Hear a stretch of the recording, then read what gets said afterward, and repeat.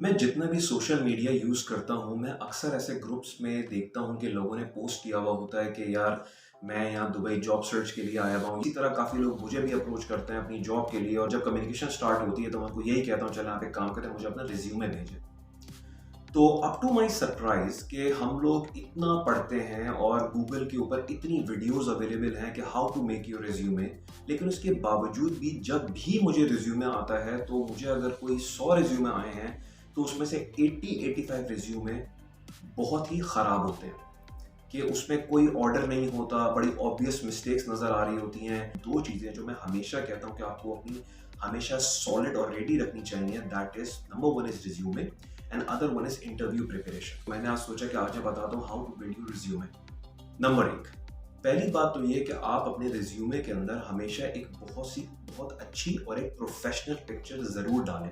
और इसका एक तरीका ये है कि जैसे जनरली लोग क्या करते हैं कि लोग अब एक पिक्चर खिंचवा के वहाँ पे डाल देते हैं, तो मैं सजेस्ट ये करूँगा, आप जिससे तस्वीर खिंचवाते हैं आप उसके पास जाएँ और आप उसको बताएं कि यार ये मेरे लिंक्डइन प्रोफाइल के लिए चाहिए या मेरे रिज्यूमे के लिए चाहिए, तो मुझे थोड़ा कॉर्पोरेट टाइप की पिक्चर चाहिए। तो उससे ये होगा कि जो नॉर्मल चार्जेस होते हैं वो उससे थोड़े से ज़्यादा चार्जेस लेगा, वो आपकी बहुत सारी पिक्चर्स लेगा और आपको एक दो जो आपकी टॉप क्लास पिक्चर्स आएंगी वो आपको दे देगा। और हमेशा अपने रिज्यूमे के अंदर, अपने लिंक्डइन प्रोफाइल के अंदर हमेशा most professional, most corporate type की जो पिक्चर है आप हमेशा वो यूज़ करें।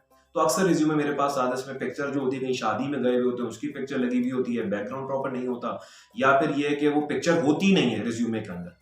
तो मैं ये हमेशा सजेस्ट करता हूँ कि आप लाजमी जो है वो पिक्चर अपने रिज्यूमे के अंदर जरूर डालें। नंबर 1। नंबर 2, आपके रिज्यूमे के अंदर जो सबसे ज्यादा स्ट्रॉन्ग चीज है, अब वो 2 से 3 में से बंदे के जनरली बंदे के पास 2-3 में से कोई एक चीज बड़ी स्ट्रॉन्ग होती है। या तो आपकी एजुकेशन, सो फॉर एग्जांपल अगर आपने कोई बाहर से मास्टर्स किया है, यूएसए से पढ़ा है, यूके से पढ़ा है या कहीं भी दूसरी जगह से आपने पढ़ा है, तो आपको पता है कि यार मेरा एक्सपीरियंस इतना ज़बरदस्त नहीं है, मेरी एजुकेशन बहुत टॉप की है, तो अपने करियर ऑब्जेक्टिव के बाद जो सेकंड जो मेन होता है आपका सीवी का पहला पेज होता है, उसके ऊपर आप वहाँ पे लिखें जो आपकी स्ट्रॉन्गेस्ट चीज़ है रिज्यूमे के अंदर, उसको कभी भी नीचे ना लेके जाएं, बल्कि उसको बिल्कुल फ्रंट पे रखें। सो फॉर एग्जांपल अगर आपका एक्सपीरियंस टॉप का है तो आप अपने करियर ऑब्जेक्टिव के बाद जो दूसरा सेक्शन होता है उसमें आप अपना एक्सपीरियंस को मेंशन करें।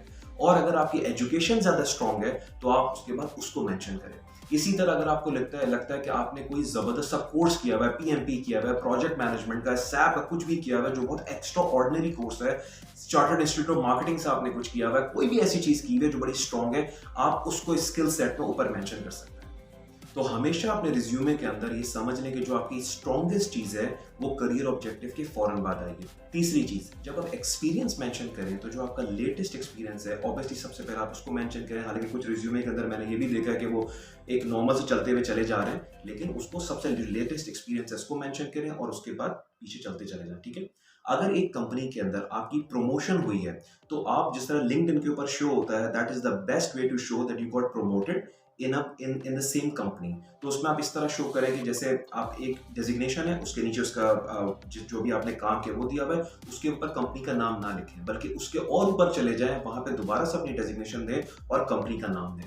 तो इससे क्या होगा कि रिक्रूटर को ये पता चलेगा कि हाँ ये बंदा इस कंपनी में इसने इस लेवल पे ज्वाइन किया था, लेकिन इतने अरसे के बाद ही गॉट प्रमोटेड, और ये मेंशन करें कि I got promoted as this based on my performance, और जो भी जिससे आपको जस्टिफाई कर सकते हैं आप वो मेंशन करें। तो एक्सपीरियंस को बड़ा प्रॉपर होना चाहिए। और इसी के अंदर एक और बात मैं करूंगा कि हर एक्सपीरियंस को जिसको आप लिखते हैं उसके अंदर कम से कम 6 से 7 पॉइंट्स होने चाहिए आपके एक पर्टिकुलर एक्सपीरियंस के। और जो आपका पहला एक्सपीरियंस, जैसे फॉर एग्जांपल अगर आपको 10 से 12 साल का एक्सपीरियंस हो चुका है तो जो आपके लेटेस्ट एक्सपीरियंस है सबसे ज्यादा पॉइंट्स उसमें लिखें, और जब नीचे चलते चले जाएं तो उसके बाद जो आपकी पहली जॉब होगी उसमें 4 से 5 पॉइंट्स भी इनफ है, बिकॉज अब आप उससे कैरियर में काफी आगे जा चुके हैं, तो it does not make sense कि उसको आप ज्यादा इलेबोरेट करें। इसके अलावा एक्सपीरियंस से ऊपर एक बात और है कि जब भी आप जो पॉइंट्स है अपने जिसके अंदर आप एक्सपीरियंस अपना मेंशन करते हैं कि आप क्या काम कर रहे थे, लाजमी उसके अंदर अपना एक अचीवमेंट के 2 से 3 पॉइंट जरूर डालें कि आपके केपीआईज क्या थे। और हमेशा अगर अचीवमेंट आपको समझ में नहीं आ रही हो क्या डालें तो अपने केपीआईज इसको रिलेट करें कि आपके केपीआईज क्या थे। अगर आप सेल्स के हैं तो आपका सेल्स टारगेट होगा, अगर आपके अकाउंट्स के हैं तो आपकी कोई डिफरेंट चीज होगी। जो आपके केपीआईज हैं आप उसको मेंशन करें कि आपने उसमें क्या अचीवमेंट है। लाजमी तौर पे ये डालें कि आपके वहां पे काम करने से आपकी जो ऑर्गेनाइजेशन है उसको क्या बेनिफिट हुआ है। उसके बाद अपना स्किल सेट डालें। अब मेरे पास रिज्यूमे आते हैं जिसमें मैं ये देखता हूँ कि स्किल सेट में लिखा हुआ है कंप्यूटर स्किल्स, या MS ऑफिस। लेकिन आप you need to understand that कि ये जो स्किल्स नहीं रही, अब ये बिल्कुल एक कॉमन चीज़ें बन चुकी है जो हर इंसान को आती हैं। तो स्किल्स जो होती हैं वो एक पर्टिकुलर स्पेसिफिक स्किल्स होती हैं। अगर आपने ओरेकल पे काम किया है, आपने सैप के ऊपर काम किया, आपके ऊपर कोई पर्टिकुलर स्किल है, अगर आप ग्राफिक डिजाइनर हैं उसके अंदर कोई पर्टिकुलर स्किल है, ब्रांड मैनेजर है अगर आप उसके अंदर कोई पर्टिकुलर आपने कोई चीज की हुई है, आपने लॉन्चेस किए हुए, आप उसके अंदर उन चीजों को लिख सकते हैं, कोई ट्रेनिंग्स ली हुई है आप वो लिख सकते हैं। लेकिन आप खाली MS ऑफिस, कंप्यूटर स्किल्स और ये सब चीजें, इसका कोई फायदा नहीं होता लिखने का। तो आप ये बिल्कुल मत लिखिए, बल्कि जो टू द पॉइंट 3 से 4 स्किल्स हैं आप खाली वो मेंशन करें। उसके अलावा एक सेक्शन जो मैं बहुत ज्यादा मिसिंग देखता हूँ वो सेक्शन है आपकी एक्स्ट्रा करिकुलर एक्टिविटीज।